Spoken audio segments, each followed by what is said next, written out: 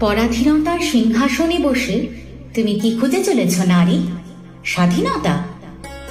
হাজার হাজার বছর ধরে এক কণা করে স্বাধীনতা জমাতে জমাতে সবেমাত্র এক মুঠো জমিয়েছ। আরো কত মুঠো জমালে তবে কোনোদিন হয়তো স্বাধীন হবে। বন্দিনী তুমি জন্ম জন্মান্তর ধরেই। সোনার খাঁচা থেকে লোহার খাঁচার মধ্যেই তোমার আনাগোনা।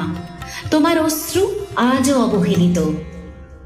তোমার ত্যাগকে সমাজ মূর্খ বলে, তোমার দায়িত্ববোধকে অধিকার ভাবে, তোমার বিশ্বাসকে করে অসম্মানিত। ধর্ষিতা হচ্ছ তোমারই কোনো বিশ্বস্ত বন্ধুর কাছে, রক্তাক্ত হচ্ছ রক্তের সম্পর্কের কোনো জীবসত্তার কাছে, ব্যবহারিত হচ্ছ তোমারই প্রিয়জনের প্রয়োজনের তাগিদে। এবার বুঝতে শেখো, অন্যেরা ভালোবেসে তোমারই পায়ে বেড়ে পড়ায়।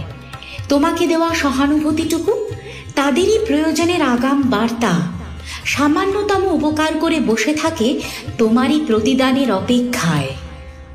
যুগে যুগে শুধু পরীক্ষা দিয়েছ, কখনো জ্বলন্ত আগুনে ঝাঁপ দিয়েছ, কখনো পঞ্চস্বামীর স্ত্রী হয়েছ, সহমরণে স্বামীর চিতায় পড়েছ।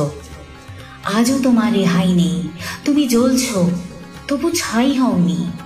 তাই ছাই চাপা আগুনে আজও যে প্রচণ্ড তাপ। হৃদয় পোড়ার ধোঁয়ায় আকাশটা কালো। আর স্বপ্ন নয়, আর আবেগ নয়, জেগে ওঠো তেজস্বিনী হয়ে। একদিন তোমার তেজের আগুনেই জ্বলে যাবে সমাজের ষড়রিপুগুলো।